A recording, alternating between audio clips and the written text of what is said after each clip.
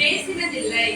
விருதாவாக என்னை தேடுங்கள் என்று நான் யாக்கோபின் சந்ததிக்கு சொன்னதும் இல்லை. விருதாவாக என்னை தேடுங்கள் என்று நான் யாக்கோபு சந்ததிக்கு என்ன செஞ்சதில்லை, சொன்னதில்லைங்கிறார். விருதாவாக என்னை தேடுங்க.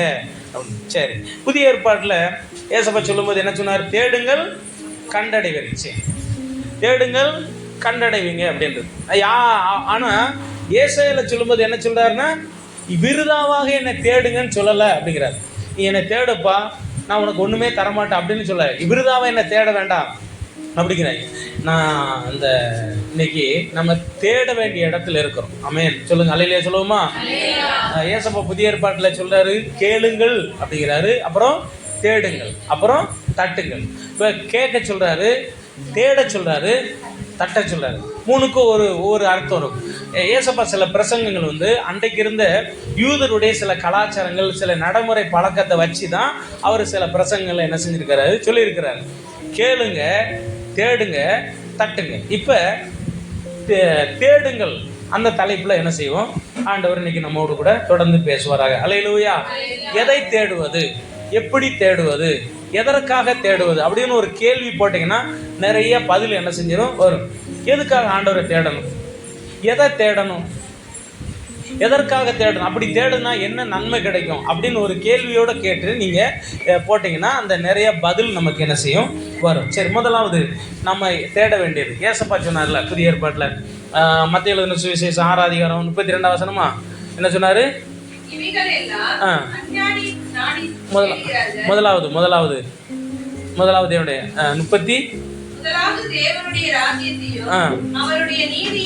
முதலாவது தேவனுடைய ராஜ்யத்தையும் அவருடைய நீதியை தேடுங்கள் அப்படின்னு சொல்லிட்டார். இப்ப நம்ம யாரை தேடணும், எதை தேடணும், எதுக்கு தேடணும்? முதல் வசனம் 105வது சங்கீதம் 4வது வசனம். முதலாவது எதை தேடணும், யாரை தேடணும், எதுக்கு தேடணும், தேடுறதுனால என்ன நன்மை? வாசிங்களேன். 105வது சங்கீதம். கர்த்தரை என்ன செய்யுங்க, கர்த்தரையும் தேடுங்க, அவருடைய சமூகத்தையும் தேடுங்க அப்படின்னு சொல்றாரு. முதலாவது கர்த்தரை தேடுங்க. யாரை தேடுன்னு சொல்லுங்க? கர்த்தரை தேட வேண்டும், கர்த்தரை தேட வேண்டும். தேடுறோமா? தேடுதல் என்பது என்ன? இப்போ இன்னைக்கு ஏசப்பாவோட இப்படி சொன்னார்ல, இடுக்கமான வாசலை தேடுங்க, அதை கண்டுபிடிங்க அப்படிங்கிறார். ஆனால் அதை கண்டுபிடிக்கிறவங்க சிலர் தான் கண்டுபிடிக்க முடியும், எல்லாராலையும் கண்டுபிடிக்க முடியாது. அப்போ தேட சொல்கிறார், நீங்கள் என்னை தேடுங்க அப்படிங்கிறாரு. இப்போ சங்கீதக்காரர் சொல்கிறார், கர்த்தரை தேடுங்கள்.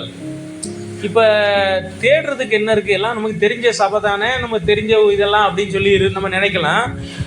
ஆனால் தேடு தான் கண்டுபிடிக்கணும். என்ன செய்யணும்? நிறைய இடங்கள் இருக்குது, நிறைய சபைகள் இருக்குது, நிறைய ஊழியம் எல்லாமே இருக்குது. எது சரியானது அப்படின்னு சொல்லி என்ன செய்யணும்? இப்போ ஒரு இடத்துக்கு போகிறோம், நிறைய பாதைகள் இருக்குது. எந்த பாதை சரியான பாதை? இந்த மோட்ச பயணம் படத்தில் பார்த்தீங்கன்னா அவங்க கடந்து போகும்போது ஒரு நடுவில் ஒரு சுவர் இருக்கும், சேரும் சகதியமாக இருக்கும். அந்த இடத்துல ஒரு பாதை இருக்கும். அந்த சுவரை தாண்டி பார்த்தா அழகான பாதை போகும். அதில் அந்த கிறிஸ்டியனை என்ன சொல்லுவான், பாரு இந்த பாதை நல்லா இருக்குமா. ஆனால் கூட போகிற விசுவாசம் என்ன சொல்லுவான், இல்லை இது சரியில்லைப்பா, நம்பிக்கை. அவன் சொல்லுவான், இதெல்லாம் இதுலேயே போயிடுவோம்மா, இது நல்லா தானே, ரெண்டும் ஒரே இடத்துக்கு தானே போய் சேருதுன்ட்டு அந்த நல்ல பாதை வழியே போவான். கடைசியில் உண்மையான பாதையை என்ன செய்வான், விட்டுருவான். விட்டு பிறந்த அந்த போய் அங்கே போய் மாட்டிக்கிடுவான். இப்போ நம்ம கடைசியில் இருக்கிறோம், கடைசி காலத்தில் இருக்கோம். சரியான முறையில் கர்த்தரை என்ன செய்யணும், தேடணும். பைபிள் சொல்லுது, கண்டடையத்தக்க சமயத்தில் அவரை என்ன செய்யுங்க, தேடுங்க. சரி, இன்னொரு வசனம் வாசிப்போம். ஏசாயா 55ஆம் அதிகாரம் 6ஆம் வசனம். ஏசாயா 55 கண்டடையத்தக்க சமயத்தில் தேடணும். இப்போ நம்ம இஷ்டத்துக்கு நம்ம என்ன செய்ய முடியாது. இப்போ பாருங்கள், ஆராதனை அப்படின்னு எடுத்துக்கோங்களேன். ஆராதனை கூட ஒரு குறிப்பிட்ட ஒரு டயத்தை வச்சுருக்கிறோம். இது கர்த்தருக்காக வச்சுருக்கோமா அப்படின்னா இது கர்த்தரை கட்டுப்படுத்தி வைக்கலை. சரியா? நம்ம எல்லாரும் சேர்ந்து ஒன்றா என்ன செய்யணும், ஆராதிக்கணும். அதுக்காக தான் நம்ம ஒரு 10 மணிக்கு என்ன செஞ்சுருக்கோம், வச்சுருக்கோம். ஒரு 10 மணிக்கு எல்லோரும் வாங்க அப்படின்னு. ஆனால் கர்த்தரை கண்டடைய தக்க சமயத்தில், இப்போ ஆராதனை முதல் பகுதி ஆராதனை பகுதி. இந்த ஆராதனையில் நமக்கு கிடைக்கிற ஒரு ஆசீர்வாதம் என்னென்னா, நம்ம தெய்வத்தை என்ன செய்கிறோம், மகிமைப்படுத்துகிறோம். நம்மளோட தெய்வத்தை என்ன செய்கிறோம், மகிமைப்படுத்துகிறோம். ஆண்டவரை ஆராதிச்சு என்ன கிடைக்கும், எல்லாம் கிடைக்கும். கிடைக்குங்கிறதுக்காக வந்து ஆராதிப்பது அது ஒரு தவறான ஒரு முன்னுதாரணம். அப்படி ஒரு நாள் ஆண்டவர் ஆராதிக்க கூடாது. நமக்கு உலகத்துல விலை உயர்ந்த பாக்கியம் வந்து பாவம் மன்னிப்ப ரட்சிப்பு, அதை இலவசமா கொடுத்துருக்கிற, அதை விட உலகத்துல ஒன்றுமே இல்லை.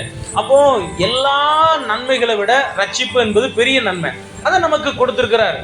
அதுக்காக நம்ம ஆண்டவரை என்ன செய்யணும்? ஆராதிக்கணும். இந்த ஏசையை சொல்லும்போது கர்த்தரை கண்டடையத்தக்க சமயத்துல, இப்ப ஆராதனைக்கு ஒரு 10 மணின்னு வச்சுக்கோங்களேன், ஒரு 10 மணிக்கு வர்றோம், இந்த 1 மணி நேரம் முழு மனதோடு ஆராதிச்சிடும், சந்தோஷம். ஒரு அலையில சொல்லுவோமா? ஆராதனை முடிந்த பிறகு அடுத்து ஒரு 2வது பகுதி கர்த்தருடைய வார்த்தை. இது வரும்போது முன்னாடி இருந்த அந்த ஆராதனையில நம்ம என்ன செய்வோம்? அதுக்கு ஒரு ஆசீர்வாதத்தை இழந்துருதோம். அது முடிஞ்ச பிறகு வரும்போது இழந்துருதான். அதனாலதான் கண்டடையத்தக்க சமயத்துல தேடுங்கன்னு ஏசாயாவிலே சொல்லியிருக்கிறார். ஒரு அலையில சொல்லுவோமா? வீட்டுல ஜெபம் பண்ணா கேட்பாரா அப்படின்னா கண்டிப்பா கேட்பாரு. ஆனா ஒரு ஒழுங்குன்னு வச்சிருக்காரு இல்லையா? நம்ம எபிரேயர் வாசிக்கும் போது என்ன சொல்லி இருக்குது? சபை கூடி வருதலை சிலர் விட்டு விடுறாங்க, நீங்க என்ன செய்யாதீங்க, விடாதீங்க. அப்புறம் அப்போஸ்தலர் 3ஆம் அதிகாரத்துல ஜெப வேலையாகிய 9ஆம் மணி, அந்த ஒரு ஒழுங்கு வச்சிருக்கிறாருல, அதுலதான் வரணும். அதுக்காக மற்ற நேரங்கள்ல நீங்க எப்ப வேணாலும் கர்த்தரை தேடலாம், ஜெபம் பண்ணலாம், தப்பே கிடையாது. நம்முடைய எல்லா ஜெபத்துக்கு கர்த்தர் பதில் கொடுப்பார். அல்லேலூயா. ஆனா இந்த ஒழுங்கை ஆண்டவர் என்ன செஞ்சிருக்கிறாரு? வைத்திருக்கிறார். அதனாலதான் கண்டடையத்தக்க சமயத்துல என்ன செய்யுங்க? தேடுங்க. கண்டடையத்தக்க சமயத்துல தேடுங்க. சரி, இன்னும் ஆமோஸ்ல வாசிக்கிறோம். ஆமோஸ் 5ஆம் அதிகாரம் 4ஆம் வசனத்துல கர்த்தரை எப்படி தேட சொல்றாரு வாசிங்க. ஆமோஸ் 5ஆம் அதிகாரம் 4ஆம் வசனம். கர்த்தர் இஸ்ரவேல் வம்சத்தாரை சொல்கிறது என்னவென்றால், என்னை தேடுங்கள், அப்பொழுது பிழைப்பீர்கள். ஆண்டவர் நம்மளை தேட சொல்றாரு. என்னை தேடுங்கப்பா. முதல்ல சொல்றாரு விருதாவா என்னை தேடுங்கன்னு சொல்லல. ஆனா நீங்க என்னை தேடுங்க, அப்பொழுது என்ன செய்வீங்க? பிழைப்பீர்கள். அல்லேலூயா. ஏசப்பாவை தேடுனா நம்ம என்ன செய்வோமா? பிழைப்போம். அவர் நம்மளை பிழைக்க வைக்கிற தேவன். சொல்லுங்க, எப்படிப்பட்டவரா? நம்மை பிழைக்க வைக்கிறவர், நம்மை காப்பாற்றுகிற, உயிரோட வைக்கிறவர். பிழைப்பு என்பது இன்னொரு வார்த்தை என்னன்னா, அழியாத ஒரு வாழ்க்கையை நமக்கு தேவன் கொடுக்கிறார். உலகத்துல அழிந்து போற வாழ்க்கை இருக்கு, ஆனா அழியாத ஒரு வாழ்க்கை இருக்கு. அந்த வாழ்க்கையை நமக்கு என்ன செய்யறாரு? கொடுக்கிறார். இப்ப நல்லா கவனிங்களேன், எல்லாரும் எண்ணி பாருங்க. இப்ப நம்ம சரீரம் இருக்கு இல்லையா? இது ஆதாமுக்கு பிறகு வந்த சரீரம். என்ன சரீரம்? ஆதாம் வந்து ஒரு பெரிய உலகத்துல பெருசா சொல்றாங்க இல்லையா? அந்த பாவத்தை செய்யல. என்ன பாவம் செஞ்சாரு? பழத்தை சாப்பிடக்கூடாதுனாரு, சாப்பிட்டார். இந்த சாப்பிட்ட பிறகு 3 பெரிய தீமை. நான் அடிக்கடி இந்த பிரசங்கத்துல எப்போ பிரசங்கம் பண்ணாலும் ஆண்டவர் உனக்கு முதல்ல அல்ல சொல்லுவேன். இந்த 3 பெரிய தீமைகள் உடம்புக்குள்ள வந்துச்சு. ஒண்ணு பாவம், சாபம், மரணம். இந்த 3 தீமை வந்துருச்சு. இதை வந்து யாரால நீக்க முடியும்னா தெய்வத்தால மட்டும்தான் என்ன செய்ய முடியும்? நீக்க முடியும். ஆனா சட்டப்படி செய்ய முடியாது. என்ன செய்ய முடியாது? சட்டப்படி செய்ய முடியாது. ஏன்னா சட்டத்தின்படி அவர் நீதி உள்ளவர். கிருபையினாலதான் என்ன செய்யணும்? வந்து அதை சரிப்படுத்தணும். அதுக்கு தான் அவர் மனிதனா பிறந்தார், பாடுபட்டார், ரத்தம் சிந்தி, அந்த ரத்தத்தினால இந்த 3 தீமையை என்ன செஞ்சாரு? அந்த மனுஷனை விட்டு விளக்குனார். ஒரு அலையில சொல்லுவோமா? அல்லேலூயா. அந்த விளக்குன பிறகு பாருங்க, இந்த சரீரம் எப்படிப்பட்ட சரீரம்? சாவுக்கு ஏதுவான சரீரம். நம்ம சரீரம் முறை என்ன சரீரம்? சாவுக்கு ஏதுவான சரீரம். நம்ம உடம்புல 3 தீமை இருக்கு. 3 தீமை இருக்கும்போது இந்த மனுஷன் எங்க போக முடியாது?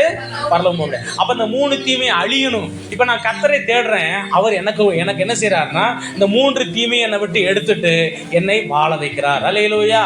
அதனால ஆமோஸ் சொல்றாரு, கர்த்தரை தேடுங்க, அவர் என்ன செய்வார்? நம்மளை பிழைக்க வைப்பார். அந்த வசனம் என்ன சொல்லுது? எப்படி சொல்லுது? அப்பொழுது பிழைப்பு. அப்போ நம்மளை பிழைக்க வைக்கிற தெய்வம். என்ன செய்யறது? என்ன தெய்வம்? பிழைக்கு. அப்போ இந்த பிழைப்பு என்பது சும்மா பூமியில நல்லா பிழைக்கிறாங்களா, அது அந்த அர்த்தம் இல்ல. என்றென்றைக்கும் அழியாத ஒரு வாழ்க்கை. இதுக்கு தான் ஆண்டவர் என்ன சொல்றாருன்னா, என்னை தேடுங்கப்பா, பிழைப்பீங்க. பேசப்பா என்ன சொன்னாரு? என் மாம்சத்தை புசித்து என் ரத்தத்தை பானம் பண்றவனுக்கு நித்திய ஜீவன் உண்டு. நித்திய ஜீவனா அழியாத வாழ்க்கை. அவனை கடைசி நாள்ல என்ன செய்வேன்? எழுப்புவேன். அப்போ நம்ம ஆண்டவரை தேடணும். எதுக்காக தேடணும்? என்றென்றைக்கும் நான் பிழைத்திருக்கணும். இப்போ இந்த சரீரம் அந்த 3 தீமை அடிபடுது. எப்போ? நான் ஏசப்பா ஏற்றுக்கொள்ளும் போது அப்படியே கொஞ்சம் கொஞ்சமாக போகுது. அடுத்து நான் ஞானத்தை ரட்சிக்கப்படும் போது அப்படி போகுது. அப்புறம் ஞானசனம் எடுக்கும்போது இப்போ வருஷத்தாய் பெற்றுக்கொண்டேன், இப்போ திருவிழந்து எடுத்துட்டேன், எல்லாம் அழிஞ்சு போச்சு. ஒரு அலையிலே சொல்லுவோமா? எல்லாம் அழிஞ்சு போச்சு. நான் இந்த எனக்குள்ள இருந்து எல்லாம் அழிஞ்சு போயிடுச்சு. போனா திரும்ப வருமா வராதா? என்ன செய்யும்? இந்த போனிச்சில 3 போனிச்சில என்னென்ன போயிடுச்சு? பாவம் போயிடுச்சு, சாபம் போயிடுச்சு, மரணம் போயிடுச்சு. திரும்ப வருமா? வருமா வராதா? வராதா வருமா? சொல்லுங்க, நல்லா தெளிவாக சொல்லுங்க. வருமா வராதா? ரெண்டையும் சொல்லக்கூடாது. ஏன்னா எதை சொன்னாலும் நீங்கள் அப்படி தவறாக நினைக்காதீங்க. எதை வேணாலும் சொல்லுங்க, அது தவறு கிடையாது. வருமா வராதா அப்படின்னா வரும். என்ன செய்யும்? வரும். ஏன்னா பைபிள் என்ன சொல்லுது? ஒரு சாத்தான் ஒரு உடம்பை விட்டு வெளியே போயிட்டானா அங்கங்கெல்லாம் சுற்றிட்டு வந்து திரும்ப என்ன செய்வான்? வருவான். அந்த உடல் வந்து, அந்த சரீரம் வந்து ஏசப்பா இல்லாமல் ஜோடிச்சிருக்குதான். ஏசப்பா இல்லாமல் என்ன செய்யுது? இப்போ வந்தான், ஐயோ நம்ம மட்டும் போனால் நல்லா இருக்காரா, ஃப்ரெண்ட்ஸுகளை பூரா கூட்டிட்டு வந்து உள்ளே புகுந்தான். அந்த மனுஷனுடைய முன்னிலைமையும் பின்னிலைமை கேடு அப்படின்னு ஒரு வசனம் இருக்கு. இப்போ போன அந்த சனியை, 3 சனி இருக்கு இல்லையா, பாவம், சாபம், மரணம், அது திரும்ப என்ன செய்ய வரும். எதுக்கு வரும்? இவனை எப்படியாவது என்ன செய்யணும், இதை கொண்டு வரது யாரு? இதுக்கெல்லாம் காரணம் யாரு? பிசாசுவே வருவான். மறுபடியும் இவங்களை என்ன செய்யக்கூடாது? பரலோகம் போகக்கூடாதுன்னு மறுபடியும் பாவத்தை கொண்டு வருவான். பாவத்தினால சாபத்தை உண்டாக்குவான். அந்த பாவத்தினால மரணத்தை உண்டாக்கி எப்படியாவது என்ன செய்யணும். இப்போ பைபிள் அப்படி நிறைய பேர் என்ன செஞ்சாங்க? கர்த்தருக்குள்ள வந்துட்டு திரும்ப என்ன செஞ்சாங்க? பின்வாங்கி போனாங்க. நிறைய பேர் பின்வாங்கி போயிட்டாங்கன்னு போட்டிருக்கு. அந்த மாதிரி நமக்கு வரக்கூடாது. அதுக்கு தான் நமக்கு உதவி செய்யறது யாரு இருக்கா? பரிசுத்த ஆவியானவர். ஒரு கரங்களை வருது அலையிலே சொல்லுவோமா? அல்லேலூயா. இதுக்கெல்லாம் உதவி யாரு இருக்கா? அவர் நமக்குள்ள இருந்தார்னா அந்த 3ஐயும் நம்ம கிட்ட வரவே. அவரை குறித்து என்ன வசனம் சொல்லுது? பாவத்தை குறித்தும், நீதியை குறித்தும், நியாயத்தை குறித்தும் கண்டித்து உணர்த்துறவர். அப்போ அவர் நமக்குள்ள இருந்துச்சுன்னா அந்த 3 தீமைகளும் நமக்குள்ள வராது. இது 3 மட்டும் இல்ல, இது 3 முக்கியமானது. வராதபடி நமக்குள்ள. அதுக்கு தான் அபிஷேகம் பெற்றுக்கொள்ளுங்க, அபிஷேகம் பெற்றுக்கொள்ளுங்க, அபிஷேகம். இதுக்கு நம்ம கேட்குறோம்னா, சொல்றோம், கதறோம்னா, அவர் தான் நமக்குள்ள பிழைக்க வைக்கிறவர். நமக்குள்ள என்ன செய்யறவர்? ஆமா. ஏன்னா ஆவியானவருக்கு ஒரு பேரு உயிர்ப்பிக்கிறவர். ஆவியானவர் ஒரு பேர் என்ன பேரு? ஏசப்பா நாசில, அதாவது தெய்வம் நம்ம நாசியில, ஆதாமுடைய நாசியிலே ஜீவ சுவாசத்தை ஊதினார். அவன் அப்படி ஆனா ஜீவாத்மானா. ஜீவாத்மா ஆனவன் அந்த பழத்தை சாப்பிட்ட பிறகு செத்து போயிட்டான். மறுபடியும் ஆண்டவர் தம்முடைய ரத்தத்தினால அவனுக்கு என்ன கொடுத்திருக்கிறார்? நித்திய ஜீவனை. இப்ப சாத்தானுக்கு பொறுக்குமா? அவன் என்ன செய்வான்? மறுபடியும் அழிக்க நினைப்பான். அதுக்கு தான் ஆவியானவர் நம்ம பெற்றுக்கிட்டோம்னா அவரு அந்த பேலை வரவிடாம என்ன செய்வாரு? அடிச்சு நொறுக்குவார். ஒரு அழிலே சொல்லுவோமா? ரெண்டாவது எதை தேடணும், எதுக்கு தேடணும்? வாசிங்க கொலோசியர் 3வது அதிகாரம் 1வது வசனம். கொலோசியர் 3வது அதிகாரம் 1வது வசனம். மேலானவைகளை தேடுன்னு போட்டு பாருங்க.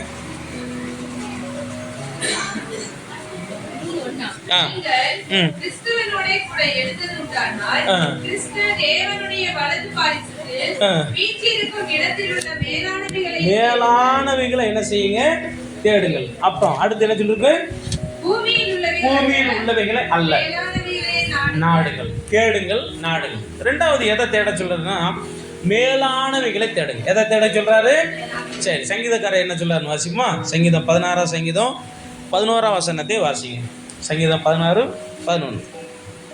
ஜீவ மார்க்கத்தை எனக்கு தெரியப்படுத்துவீர். உம்முடைய சமூகத்தில் பரிபூரண ஆனந்தமும் உம்முடைய வலது பாரசத்தில் நித்திய பேரின்பமும். அங்க பரலோகத்தில் என்ன உண்டு? நித்திய பேரின்பம் உண்டு. இப்ப மேலானவைகளை தேடுங்கள், மேலானவை நாடுங்கள். எங்க மேலானது? பரலோகத்தில் தேவன் வீற்றிருக்கிற அந்த இடத்தில் உள்ள மேலானவை. அவ்வளோ நம்ம பைபிளை பார்த்தீங்கன்னா பரலோகத்து குறித்து அதிகமாக எழுதியிருக்கும், பரலோகத்துக்கு அடுத்த காரியங்களை குறித்து எழுதியிருக்கும். ஆனால் இன்னைக்கு நிறைய போதகம் எப்படி வருது? பூமிக்குரியதாகவே பிரசங்கம் நடக்குது. ஆனால் பரலோகம், இந்த பைபிள் வந்து அதிகபட்சம் பரலோகத்துக்கு குறித்து தான் என்ன செஞ்சிருக்கு? பிரசங்கம் பண்ணியிருக்கு. அல்லேலூயா. ஒரு சில அங்கே முன்னாடி வந்துருங்க.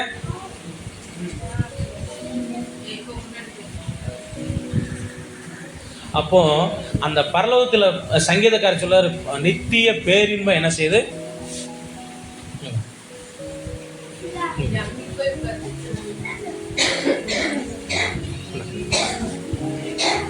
என்ன உண்டு? என்ன சொல்லுங்க? என்ன உண்டு? நித்திய பேரின்பம் உண்டு. பைபிள் படிங்க. உங்க சமூகத்துல நித்திய பேரின்பம் என்ன செஞ்சிருக்கு? இருக்கு. அதனால அந்த பரலோகத்தில் உள்ளதை நாம் என்ன செய்ய வேண்டும்? தேட வேண்டும். முதலாவது கர்த்தரை தேடுங்க. ரெண்டாவது பரலோகத்துல என்ன செய்யும்? மேலானவைகளை தேடுங்க. மேல இருந்து வர்றது எல்லாமே அழியாத பொக்கிஷம். சொல்லுங்க, மேல இருந்து வர்றது என்னது? சொல்லுங்க. ஆமா, பரலோகத்திலிருந்து அல்லது தேவனிடத்திலிருந்து வருகிறது ஒன்று கூட அழியாதது. அழியாதது தான் மேலிடத்திலிருந்து வருகிறது. இப்ப மழை தண்ணீர் பார்த்தீங்கன்னா மேல இருந்து வரும்போது எப்படி இருக்கும்? சுத்தமான ஆரோக்கியமுள்ள தண்ணீர். பூமியில பட்டவனே அது என்ன செய்யுது? அது அசுத்தமாக மாறிடுது. ஆனால் மேலேருந்து வரும்போது சுத்தமானது, வர்றது அப்படி பிடிச்சா அது ஆரோக்கியமான. அது மாதிரி பரலோகத்திலேருந்து வர்றது எல்லாமே, ஆண்டவருடைய ராஜ்யத்திலேருந்து வர்ற எல்லாமே அது மேலானது, அழியாதது, மேன்மையானது. அதை நம்ம பெற்றுக்கணும். பாருங்க, கிருபை இருக்கு இல்லையா, பரலோகத்திலேருந்து வர கிருபை நமக்குள்ள வரும்போது கிருபையை குறித்து சொல்லுது. அது வந்து அழியாத ஒன்று. பரலோகத்திலேருந்து அபிஷேகம் வருது, அது அழியாதது. பரலோகத்திலேருந்து வல்லமை வருது, அது அழியாதது. அது நமக்குள்ள இருந்தால் நமக்கு என்ன கிடையாது, அழிவு கிடையாது. அதனால முடிந்த வரைக்கும் மேலானவைகளை தேடும். நம்ம ஆண்டவரே சொன்னாரு, நீங்க பரலோக ராஜ்யத்துக்குரியதை தேடுங்க, பூமிக்குரியதெல்லாம் உங்களுக்கு என்ன செய்யப்படும், கொடுக்கப்படும். இன்னைக்கு நம்மளை தேட சொல்றாரு. முதல்ல கர்த்தரை தேடுங்க, கண்டடையத்தக்க சமயத்துல. எப்படி சமயம் சொல்லுங்க? நம்ம நினைச்ச நேரம் நம்ம தேட முடியாது. அதாவது வீட்டில் தேடுறது அது வேற, சபையில் வந்து அந்த நேரத்தில் தேடணும். தேடினா தான் நமக்கு கிடைக்கும், இல்லாவிட்டால் நமக்கு கிடைக்காது. அதே மாதிரி பரலோகத்தில் உள்ளதை, பரலோகத்துக்குரியதை, மேலானதை தேடுங்க. மனுஷன் பூமிக்குரியதை தேடி, இந்த 100 வசனம் இருக்குல்ல, என்ன வசனம்? பண ஆசை. என்ன பண ஆசையா? பண ஆசை எல்லாத்தையுமேக்கும் வேற.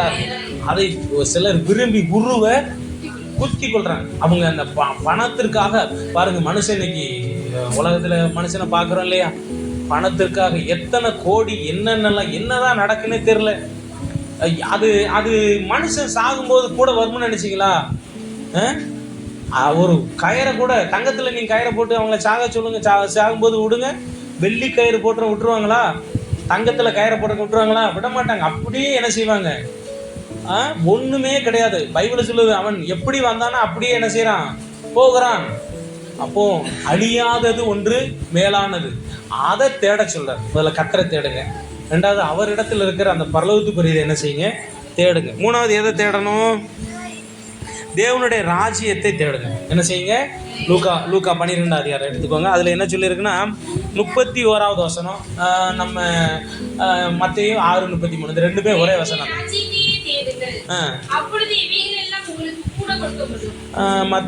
லூக்கா 12:31 தேவனுடைய ராஜ்யத்தை தேடுங்க. மத்தையில அதே வார்த்தை தான், முதலாவது ராஜ்யம் இருக்கும், இது தேவனுடைய ராஜ்யத்தை.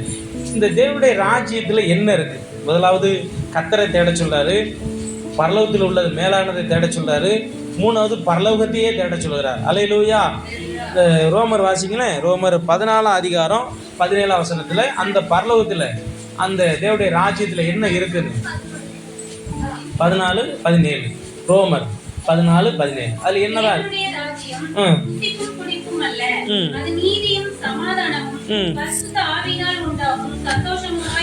அங்கே அந்த ராஜ்யத்தை தேட சொல்றாரு.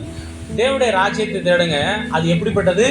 நீதி, அது அப்புறம் சந்தோஷம், சமாதானம், அடுத்து பரிசுத்த ஆவியினால உண்டாகிற சந்தோஷம். நம்ம நிறைய நேரத்துல வேதனைப்படுவோம், கலங்கியிருப்போம். இப்போ நிறைய ஆண்டோடைய பிள்ளைகள்லாம் பார்த்தீங்கன்னா குடும்பத்தில் நிறைய வேதனையோட கண்ணீரோடு இருப்பாங்க. ஆனால் இங்கே வந்தால் ஆண்டவர் என்ன செய்கிறாரு? அவர்களை அபிஷேகம் பண்ணி, அதுதான் பெரிய ஆசீர்வாதம். அல்லேலூயா. நான் இருக்கிறேன் ஆண்டவரே, ஆண்டவர் சொல்ல, நான் உனக்கு இருக்கிறேன், நீ பயப்படாதே அப்படின்னு சொல்லி நம்மளை ஆறுதல் படுத்துகிறார். இப்போ பரலோகத்தில் என்ன இருக்குது? 3 ஆசீர்வாதம் இருக்கு. நீதி இருக்குது, சமாதானம் இருக்குது, சந்தோஷம் இருக்குது. இப்ப பரலோக ராஜ்யத்தை தேடும்போது, தேவனை தேடும்போது இந்த 3 நன்மைகளும் நமக்குள்ள என்ன செய்யும்? இப்ப உலகத்துல இருக்கிற மனுஷன் நீதியா இருப்பானா? எல்லாம் சொல்ல, சினிமாவில் பார்த்தீங்கன்னா பயங்கரமா நீதியா இருக்கிற மாதிரியே அப்படி சொல்லி எடுத்திருப்பாங்க. இன்னைக்கு அப்படி எங்கேயாவது நீதி இருக்குதா அப்படின்னா நீதி இல்லை. நம்ம வெளியே பேர் பிரசங்கி சொல்லுவாரு, நான் பூமிக்கு சூரியனுக்கு கீழே நீதி ஸ்தலத்தை கண்டு அங்க என்ன இருந்துச்சு? அநீதி இருந்துச்சான். இன்னைக்கு நீதி இருக்குதா உலகத்துல? நீதி இருக்க வேண்டிய இடத்துல நீதி இல்லாமல் போயிருச்சு. ஆனா பரலோகத்துல நீதி இருக்கிறது. அல்லேலூயா. அது நமக்கு அன்று கொடுக்கிறார். நம்மளும் நீதியா இருக்குன்னு சொல்லி இருக்கிறாரு, நமக்கு நீதி செய்வார். நமக்கு ஒருத்தர் தீமை செய்யறாங்க, ஆண்டவர் பார்த்துட்டு சும்மா இருப்பாரா? அவர் நீதி உள்ள தேவன். ரெண்டாவது சமாதானம். நிறைய மன உளைச்சல்லே நம்ம வாழ்ந்துகிட்டு இருப்போம். கேளுங்க, ஆண்டவர் சமூகத்தில் வந்து ஆண்டவருடைய ராஜ்யம் நமக்குள்ள வந்துச்சுன்னா நமக்கு என்ன வந்துடும்? சமாதானம் வந்துடும். நம்ம நீதியா இருப்போம், அதே மாதிரி நம்ம சமாதானமா என்ன செய்வோம்? இருப்போம். மூணாவது என்ன வந்துடும்? சந்தோஷம். ஒரு கூட்டம் அடி வாங்கினுச்சு, அடி வாங்கி உடம்பெல்லாம் பாருங்க. கடைசி வசனம் பாருங்க, அது அப்போஸ்தலர் 14 அதிகாரம் கடைசி வசனம் 14-15 கடைசி வசனம் வாசிங்க.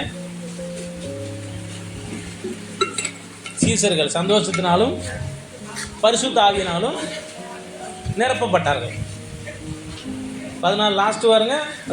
அங்கே சீசருடனே கூட அநேக நாள் சஞ்சரித்தார். கடைசி வசனம் 13 சீசர்கள் சந்தோஷத்தாலும் பரிசுத்த ஆவியினாலும் நிரப்பப்பட்டார்கள். அப்போஸ்தலர் 13 லாஸ்ட் வசனம். சீசர்கள் சந்தோஷத்தினாலும் பரிசுத்த. அதுக்கு முன்னாடி என்ன நடந்துச்சுங்களா? ரொம்ப வேதனைப்பட்டாங்க. ஆனா அவங்க என்ன செஞ்சாங்க? சந்தோஷப்பட்டாங்க. அல்லேலூயா. சீசருடைய இருதயம் எப்படி இருந்தது? சந்தோஷத்தினால. எல்லா துன்பம் வேதனை. இப்போ பாருங்க, சிலருக்கெல்லாம் வீட்டுக்கு போனா நிம்மதியே இல்லை, அவ்வளவு தீமை இருக்கு. ஆனா ஆண்டவர்கிட்ட வரும்போது அவர் என்ன கிடைக்கிறாரு? என்ன கொடுக்குறாரு?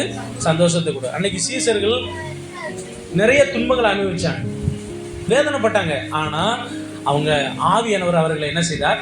இப்ப பாருங்க, பரலோக ரகசிய வருகை அன்னைக்கு என்ன நடக்கும்? சிலருக்கு கால் இல்லை, சிலருக்கு கை இல்லை, சிலர் கண் பார்வை இல்லை, இப்படி பல நேரம். ஆனால் அவங்க இயேசுவுக்குள்ள இருக்காங்க. பைபிள் பாருங்க, ரகசிய வருகை வரும்போது அவங்க உடல் எப்படி மாறுது? எல்லாம் புதுசு, அப்படியே புதுசா. கண்ணு தெரியுது, காலு தெரியுது, எல்லாம் புதுசா மாறுது. ஒரு நாள் இப்படி என்ன செய்ய போகுது? நடக்க போகுது. அல்லேலூயா. அதனால நம்ம சந்தோஷமா இருப்போம். நம்ம கவலையெல்லாம் ஒரு நாள் என்ன செய்ய போகுது? போக போகுது. ஆமென். அல்லேலூயா. கவலை கண்ணீரெல்லாம் கம்ப்ளீட்டா மறையுதம்மா. கவலை கண்ணீரெல்லாம் மறையுதம்மா. பயங்கள் நீங்குதம்மா, பரலோகம் தெரியுதம்மா. பயங்கள் நீங்குதம்மா, பரலோகம் தெரியுதம்மா. அகிலம் ஆளும் தெய்வம் என் அன்பு இதய தீபம். அகிலம் ஆளும் தெய்வம் என் அன்பு இதய தீபம். இயேசு என்னோடு இருப்பதை நினைச்சிட்டா என் உள்ளம் சொல்லுதம்மா, நன்றி என்று சொல்லுதம்மா. ஆமென். அல்லேலூயா. கவலை கண்ணீரெல்லாம் என்ன செய்யும்? ஆமா, ஒண்ணுமில்லாம போயிடும். அல்லேலூயா. அதனால தேவனுடைய ராஜ்யம் நமக்குள்ள வரும்போது நீதி இருக்கும், சமாதானம் இருக்கும், சந்தோஷம். சந்தோஷம் இல்லையா? தேவனுடைய ராஜ்யம் உள்ள கேளுங்க, வரட்டும். அதான் சொல்றேன். நமக்கு ஒண்ணுமே இல்லை, சொந்த வீடு இல்லை, காடு இல்லை, ஒன்றும் இல்லை. ஆனால் எப்படி இருக்கும்? சந்தோஷம். எதை நினைச்சு சந்தோஷமா இருக்கும்? ஏசப்பா இப்போ வந்தாலும் பரலோகம் போயிடும். அல்லேலூயா. அது அப்ப விசுவாசிகள் நீங்க அப்படிலாம் நினைக்க வேண்டாம். நீங்க வீடு காடு எல்லாம் என்ன செய்யுங்க, வாங்க, சந்தோஷமா இருங்க. கர்த்தர் உங்களை என்ன செய்யட்டும்? ஆசீர்வாதம். ஆனால் அவைகள் ஒரு நாளும் நமக்கு ஜீவன் கிடையாது. சரியா? நம்ம பணமோ மற்ற எதுவோ நமக்கு நித்திய ஜீவனும் கிடையாது. ஏசப்பா சொன்னாரு, ஒருவனுக்கு எவ்வளோ ஆசை இருந்தாலும் அது அவனுக்கு ஜீவனும் கிடையாது. அதுக்கு இல்லை வேண்டாம்னு சொல்ல வரல. அதை விட நித்திய ஜீவனை வாங்கி வச்சுக்கிட்டோம்னா இது நமக்கு பிரச்சனை கிடையாது. நித்திய ஜீவன் இல்லாமல் அதுதான் இருந்து, அது மட்டும் இருந்தால் தான் ஆண்டவர் என்ன சொல்றாரு? அது உனக்கு ஜீவன் இல்லை அப்படிங்கிறார். அப்போ தேவனை தேடுங்க, தேவனுடைய ராஜ்யத்தை தேடுங்க. அவர் ராஜ்யத்தில் இருக்கிற, அவர் பரலோகத்தில் இருக்கிற மேலானவைகள் என்ன செய்யுங்க? தேடுங்க. அது நமக்கு ஒரு சந்தோஷம். 4வது என்ன சொல்றாருன்னா, செப்பனியா புத்தகம் எடுத்துக்கோங்க. செப்பனியா 2வது அதிகாரம் 3வது வசனம். பக்கம் பக்கம் 1087. சரியா? எடுத்துக்கோங்க. 1087 பக்கம் எடுத்துக்கோங்க. வாசிங்களேன். எல்லாம் சேர்ந்து வாசிங்க. தேசத்தில் உள்ள நடப்பிக்கிறவர்களே அவரை தேடுங்க. அடுத்து நீதியை தேடுங்க, மனத்தாழ்மையை தேடுங்க.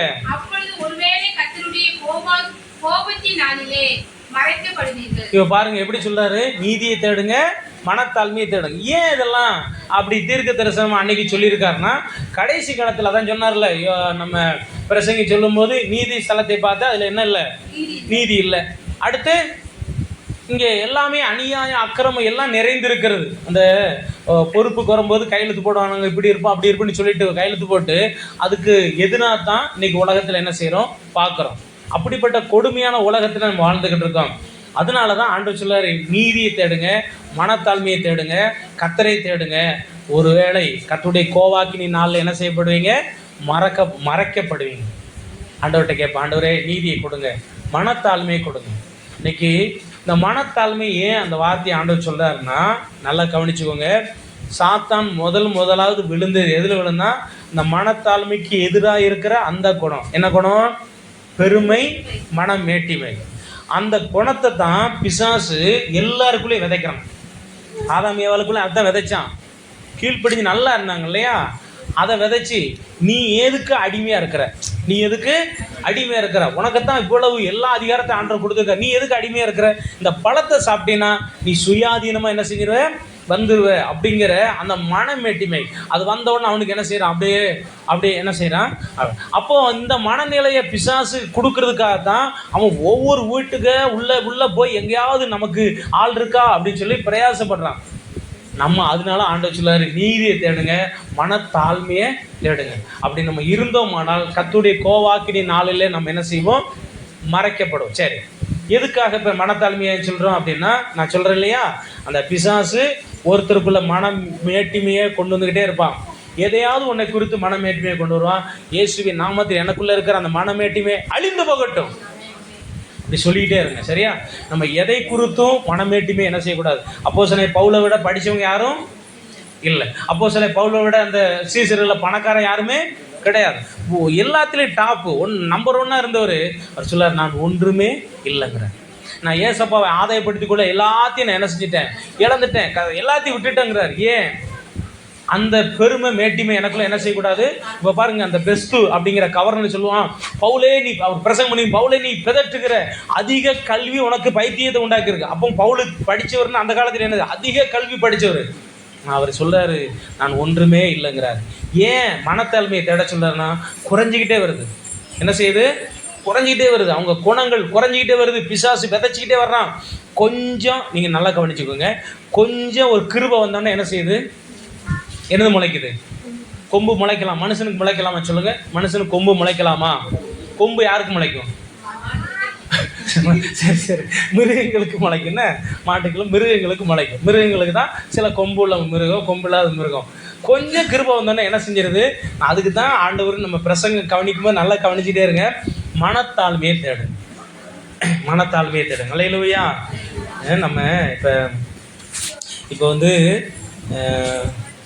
அது ஒரு ரகசியம், அது ஒரு ரகசியம். கொம்பு ஒரு நாள் முளைச்சிடக்கூடாது. சின்ன கிருபை வந்து நீங்கள் பார்த்தீங்கன்னா நிறையா பேரில் சில ஊழியக்காரங்க நிறைய பேரில் இருப்பாங்க, சபை இல்லாத நிறைய ஊழியக்காரங்க. அவங்க எல்லாமே கொம்பு முளைச்சி வருவாங்க. சபையே இருக்காது, கொம்பு முளைச்சிருவோம். தயவுசெய்து கொம்பு முளைக்கிற குணம் வரக்கூடாது. அதனால தான் மனத்தாழ்மையை தேடுங்க, அப்பொழுது கர்த்தருடைய கோவாக்கினி நாள் என்ன செய்வீங்க, மறைங்க. அப்படி ஜெபம் பண்ணிக்கிட்டே இருக்கும். என்ன கிருபை இருந்தாலும் சரி. நான் விசுவாசியாக இருக்கும்போதே ஏசப்பா என்ன செஞ்சார், என்னை வச்சு பேய் விரட்டினார். ஜோம் பண்ணும்போது பேய் ஓடுனுச்சு. ஒருத்தர் சீரியஸாக கிடக்கிறார், ஜோம் பண்ண சோமாயிருச்சு. அல்லேலூயா. ஒரு அலையிலே சொல்லுவோமா? ஒரு நாள் கொம்பு முளைக்கவே இல்லை. அதனால் அந்த கொம்பு முளைச்சா அந்த கொம்பு கடைசியில் என்ன செஞ்சிடும், முறியடிக்கப்படும். கொம்பு யாருக்கு தான் முளைக்கும்? மிருகங்களுக்கு தான் முளைக்கும்.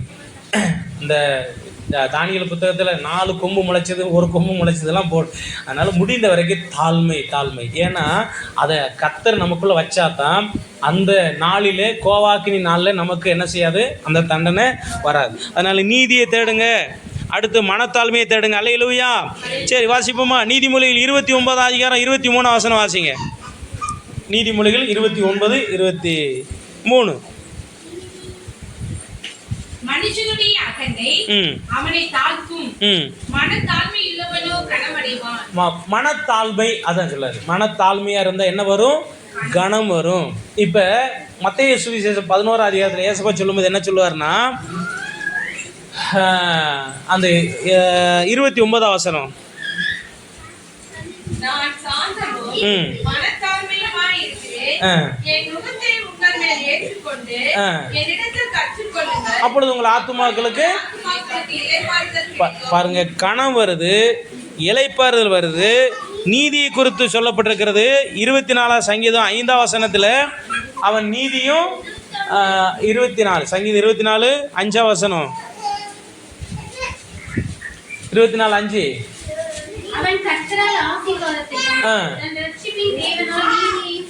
அப்ப அந்த நீதி பெறுவான்னு சொன்னா அதுக்கு முன்னாடி மனத்தாழ்மை சொல்லி இருக்கும். அப்போ அப்படிப்பட்டவனுக்கு என்ன செய்வான்? ரட்சிப்பை பெறுவான். அப்ப பாருங்க, மனத்தாழ்மை, நீதி, நியாயம் அப்படி உள்ளவன். அது 3 காரியம் சொல்லியிருக்கா, நீதி, நியாயம், மனத்தாழ்மை. நீதியை தேடுங்க, நியாயத்தை தேடுங்க, மனத்தாழ்மையை தேடுங்க. இவங்களுக்கு ஆண்டவர் கொடுக்கறது கணம், இளைப்பாறுதல், தேவனாலே ரட்சிப்பை பெறுவான். அல்லேலூயா. அப்ப யோவான் 16 அதிகாரம் 8 வசனத்துல, யோவான் 16:8 அது என்ன சொல்லியிருப்பாருங்க? நீதியை குறித்தும் நியாயத்தை குறித்தும் உலகத்தை என்ன செய்வாராம்?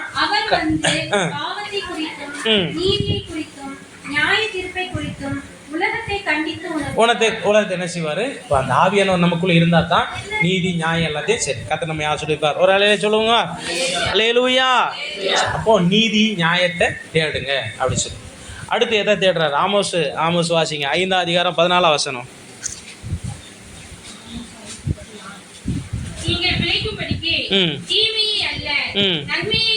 நன்மையை தேடுங்க. சரியா? இது கர்த்தர் உங்க கூட என்ன செய்வாரு? நன்மையை தேடுங்க, தீமையல்ல. என்ன செய்யுங்க? நன்மை, நல்லதை தேடுங்க, நல்லதை தேடுங்கன்னு சொல்லி நம்ம நல்லதை தேட சொல்கிறார். நல்ல காரியங்களெல்லாம் தேடணும். எங்கெங்கெல்லாம் நல்ல காரியம் இருக்கோ அதை தேடணும். எங்கே போனாலும் நல்ல காரியம் நமக்கு சிலருக்கு கெட்ட காரியம் மட்டும்தான் கண்ணில் தெரியுமாங்க இல்லையா? நமக்கு எங்கெங்கெல்லாம் நல்ல காரியம் இருக்கோ நல்ல காரியத்தை நம்ம தேடணும், நல்லதை தேட வேண்டும்.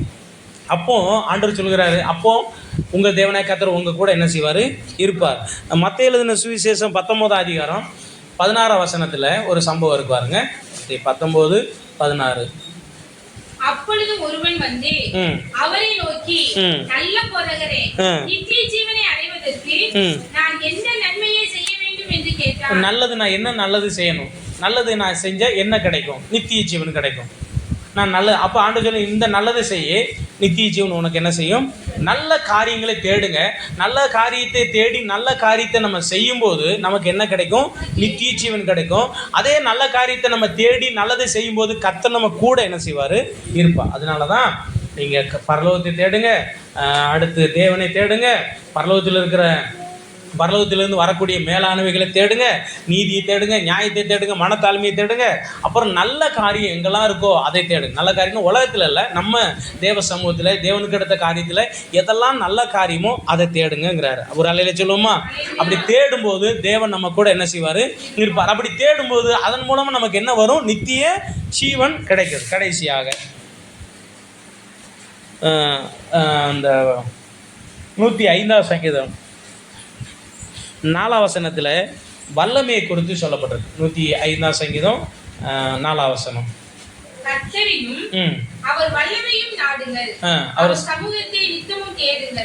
வல்லமையை தேடுங்கன்னு சொல்றாரு. என்னத்தை தேட சொல்றாரு? எதுக்குன்னா நான் சொல்ல கேளுங்க. நம்ம பரலோகம் போய் சேர்ற வரைக்கும் நமக்கு என்ன தேவைப்படுது? வல்லமை தேவைப்படுது. எதுக்காக வல்லமை தேவைப்படுதுன்னா, நம்ம போகிற இடத்துல பலன் இருக்கணும். போகும்போது எதிராக பிசாசு வருவான், நிறையா காரியங்களை கொண்டு வருவான். அவனை ஜெயிக்கணும்.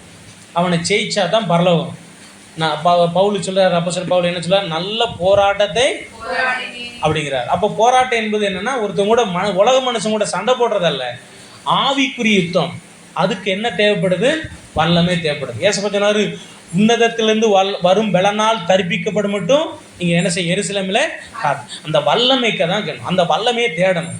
அந்த வல்லமை யார்கிட்ட இருக்குன்னா பரிசுத்த ஆவியானிடத்துல இருக்குது. அந்த வல்லமை நமக்குள்ளே வரணும். அந்த வல்லமை இருந்தால் தான் நம்ம ஓட்டத்தை ஓட முடியும். அதை நம்ம தேடுறோமா?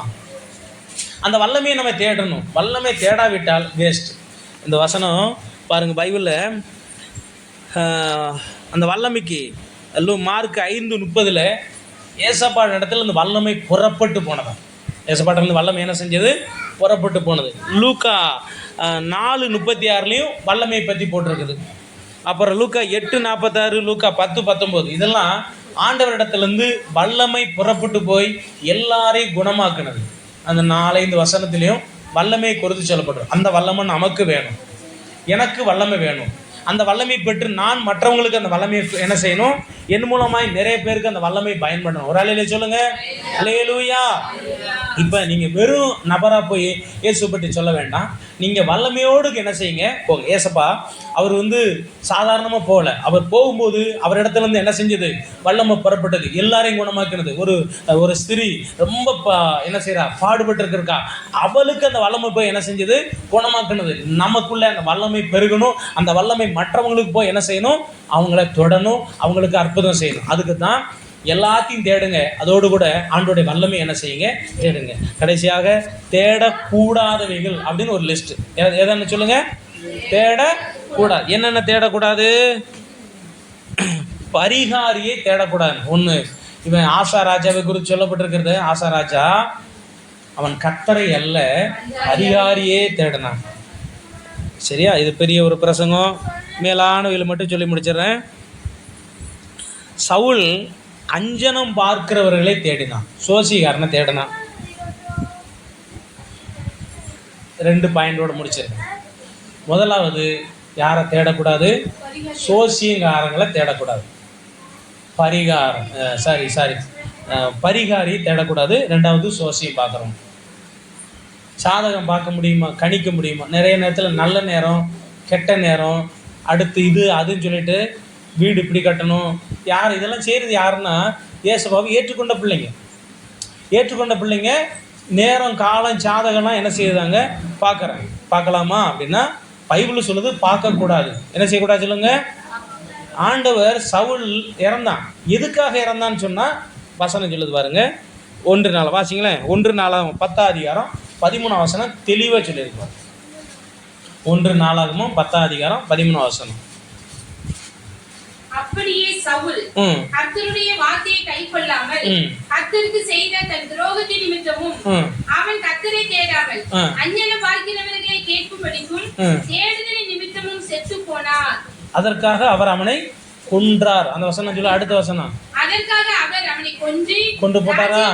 ஈசாயின் குமாரனாகிய தாவீது வசமாக திருப்பினார். பாருங்க எவ்வளவு சோசியம் பார்க்கறது, எவ்வளவு கிறிஸ்துவ சோசியம் இருக்குது. ஏசப்பா நம்மளை எல்லாத்தையும் காப்பாற்றணும். ஆமே நல்லையிலோயா. சோசியம் இங்கே ஒருத்தர் தீர்க்கதரிசி சொல்கிறார், போடு. அவர் என்ன சொல்லுவார்? நிறைய நேரத்தில் ஊழியர்கள் விசுவாசிகள் தடுமாற்றத்தை பார்க்குறோம். அங்கே தலையை கொடுத்தா ஏதாவது சொல்லுவாங்களா?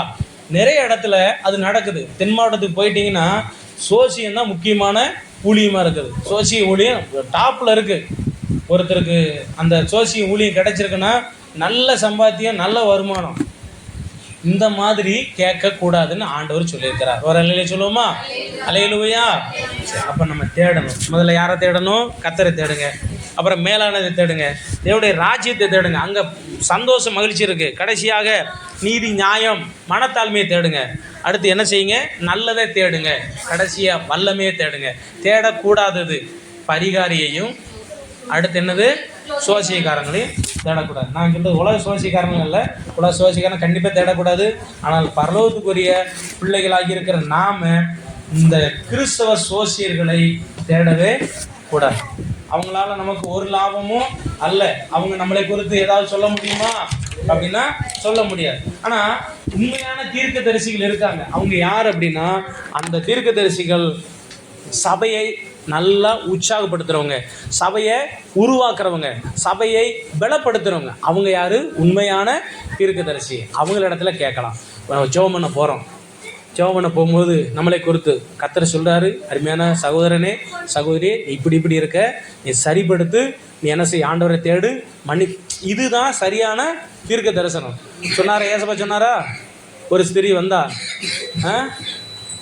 அவள் ஆண்டவர் உன் புருஷனை கூட்டுவானாரு. என் புருஷனை கூட்ட, என் புருஷன் இல்லைன்னு அப்படியே தெளிவாக என்ன செஞ்சார்?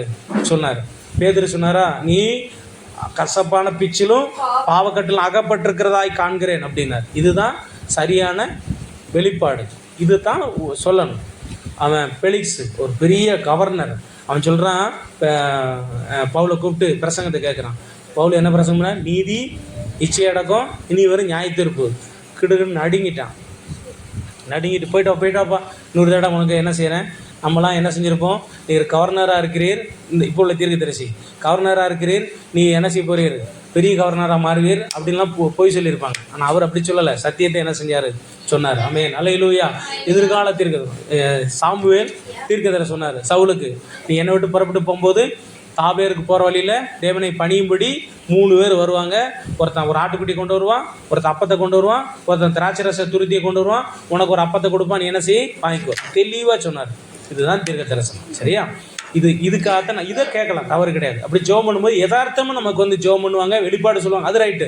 ஆனால் சோசியம் மெனக்கிட்டு என்ன செய்யாதீங்க. கர்த்தர் நம்ம ஆசீர்வதிப்பார்.